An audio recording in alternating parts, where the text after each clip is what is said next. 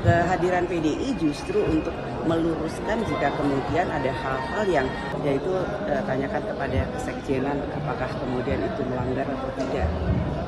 Tapi secara substansial pembahasan revisi TNI-nya dari DPR konsennya seperti apa sih Mbak? Kan tadi sudah ada konferensi pers bahwa ada 3 pasal yang sebenarnya sudah dibahas, sudah mendapatkan masukan dari seluruh elemen masyarakat dan tidak ada pelanggaran.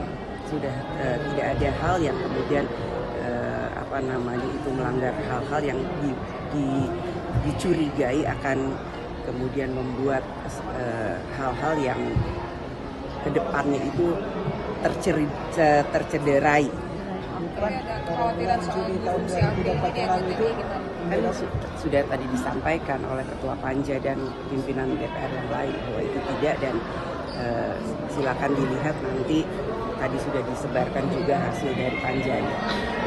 Mbak, pada bulan Juli tahun 2024 lalu kita sempat mengenai soal RUU dan RUU pemerintah itu dia menolak untuk revisi soal Ya itu kan sebelum kita bahas bersama dan hasilnya seperti apa tadi kan dalam konferensi pers sudah disebarkan hasil dari Panja yang akan diputuskan.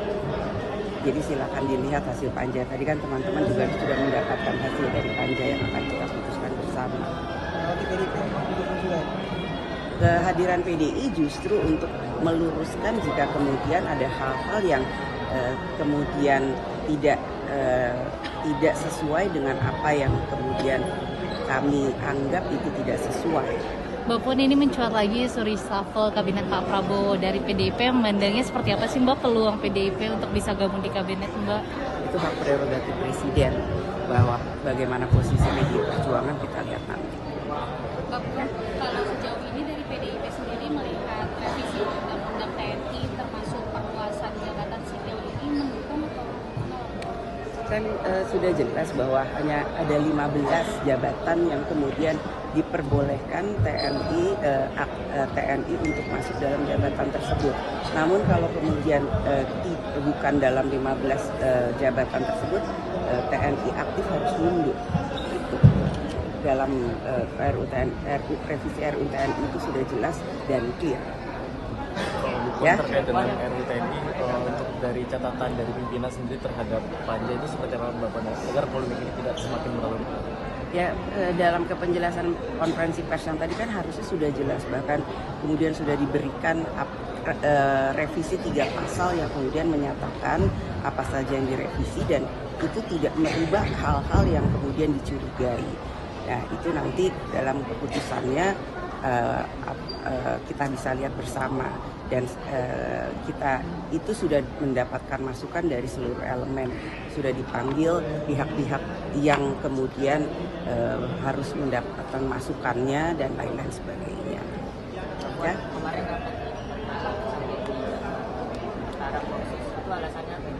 Kan juga teman-teman kan juga tahu bahwa ada yang menggeruduk atau masuk tanpa izin. Jadi memang apapun kemudian kalau dalam suatu acara apapun itu kemudian masuk tanpa izin yang kan tidak diperbolehkan, tidak patut untuk dilakukan itu, masuk ke dalam rumah yang bukan rumahnya.